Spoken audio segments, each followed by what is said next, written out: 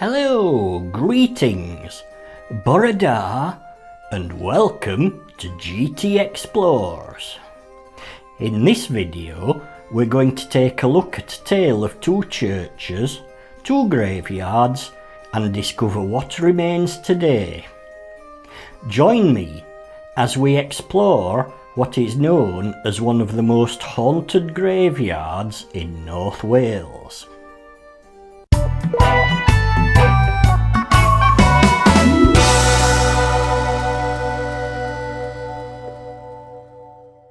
The village of Halkyn looks across the River Dee estuary in Flintshire, North Wales. The area around Halkyn has been a place of settlement for thousands of years. The ground has been a source of minerals since the Bronze Age. Ingots of lead stamped with the name Halkyn and dating back to Roman times have been found. Indeed, in the 1980s, traces of a possible Roman road were discovered very close to here.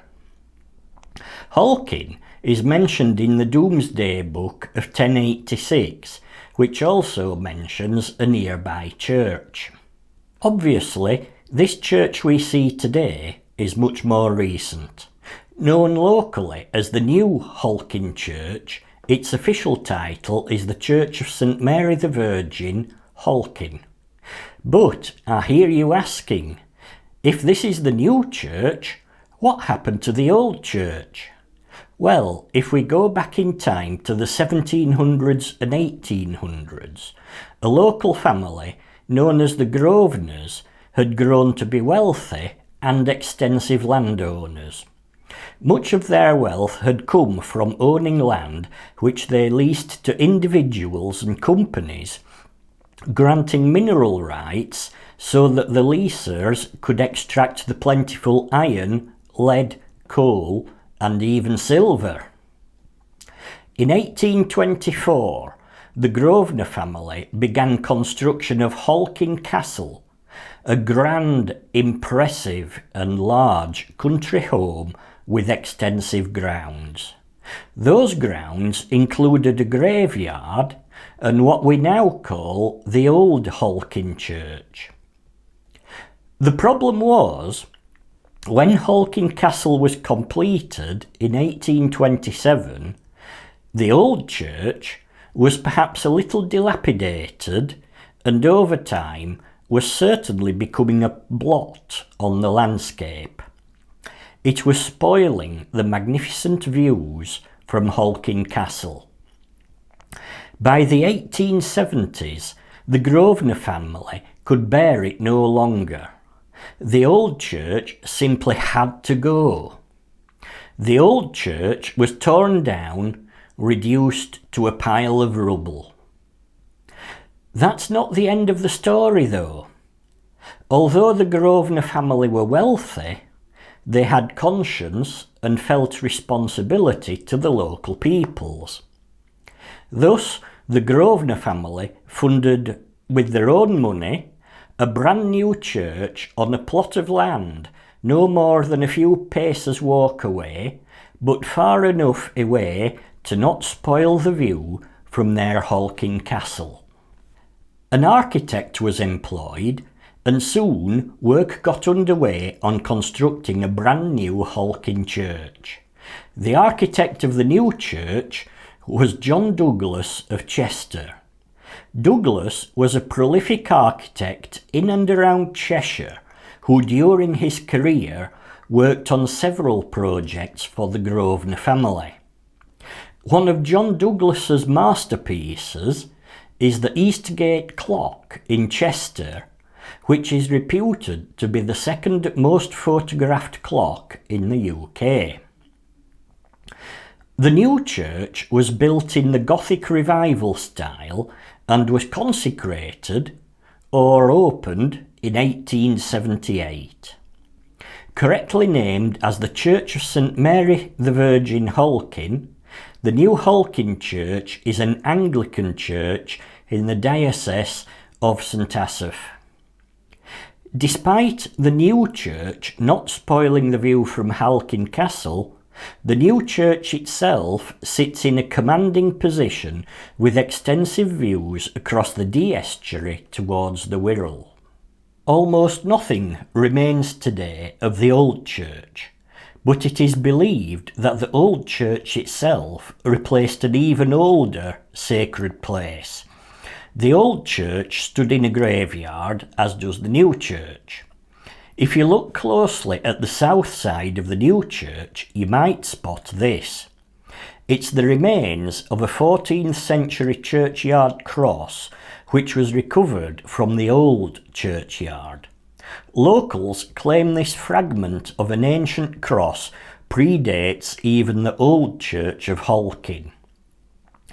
It's likely that the original cross of which this was a part was destroyed during the Reformation.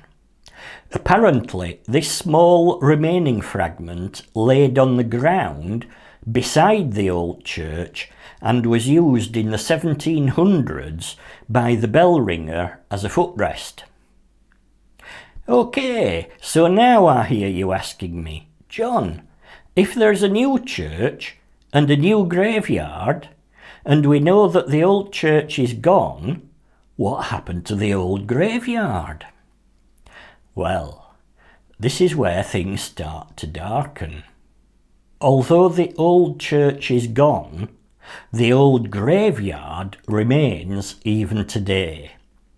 There have been no burials since the late 1800s, but the graveyard is still lightly maintained. Let's take a look. Just a few steps away from the new graveyard, we find these ominous, rotting gates hanging from their rusting hinges.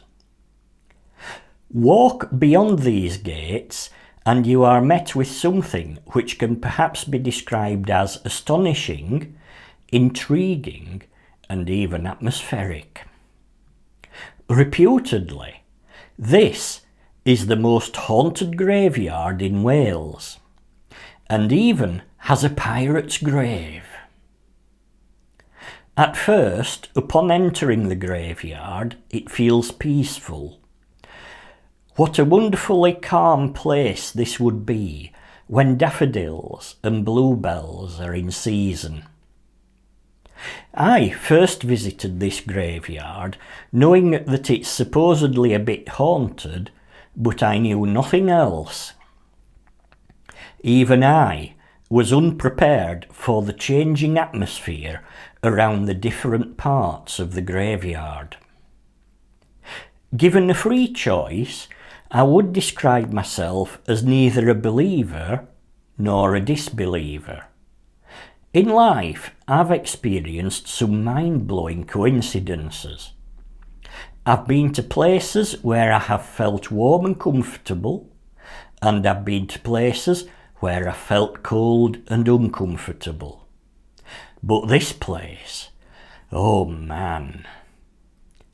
I can understand lichen growing over small headstones which are hundreds of years old, and I can understand tree roots encasing stones. But why, oh why, have tombs been literally opened? Topping stones slid to one side. This is not the result of natural slippage or earthquakes. Someone or something has very deliberately opened many of the tombs in this graveyard. Why, oh why? I'll be so glad to get out of here. When I first visited this graveyard, I had not read up or researched at all. I didn't know what to expect.